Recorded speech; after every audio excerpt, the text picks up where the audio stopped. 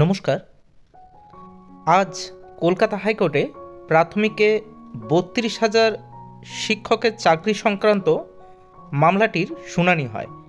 কলকাতা হাইকোর্টের বিচারপতি সৌমেন সেন এবং বিচারপতি উদয় কুমারের ডিভিশন বেঞ্চে ৩২,০০০ প্রাথমিক শিক্ষক নিয়োগ সংক্রান্ত এই মামলাটির আজ শুনানি হয়।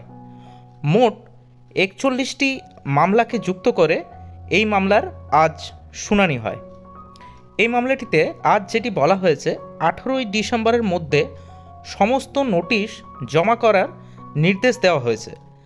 18 তারিখের মধ্যে 3 পক্ষেরই নোটিশ অফ আর্গুমেন্ট জমা দিতে হবে, এরকম কথাই উঠে আসছে। এরপর পরবর্তী পদক্ষেপ নেওয়া হবে বিচারপতির তরফ থেকে।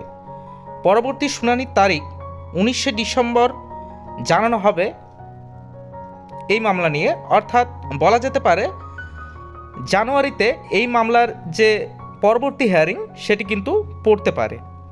তাই সেই মর্মে বলা যেতে পারে শিক্ষকদের ভাগ্য কিন্তু এখনও ঝুলেই থাকলো, যতদিন না এর কোনো ফাইনাল জাজমেন্ট আসছে। এরপর এই মামলা নিয়ে আজকের বিচারপতি জানতে চান প্রাথমিকে ৩২,০০০ শিক্ষকের চাকরি বাতিলের যুক্তি কী। অর্থাৎ বিচারপতি সৌমেন সেন এবং বিচারপতি উদয় কুমারের ডিভিশন বেঞ্চে জানায় আগামী 18ই ডিসেম্বরের মধ্যে লিখিত আকারে এর যুক্তি জমা দিতে বলা হয়েছে সমস্ত পক্ষকেই। এর আগে নিম্ন আদালত থেকে নথি তলব করে ডিভিশন বেঞ্চ এবং জানায় শুনানিতে বিচারপতি সৌমেন সেন এবং বিচারপতি উদয় কুমারের ডিভিশন বেঞ্চ মামলার নিষ্পত্তি না হওয়া পর্যন্ত বজায় থাকবে স্থগিতাদেশ। এরপর বিচারপতি জানান প্রাথমিকে ৩২,০০০ শিক্ষকের চাকরির বাতিলের নির্দেশ দিয়েছিল বিচারপতি অভিজিৎ গঙ্গোপাধ্যায়।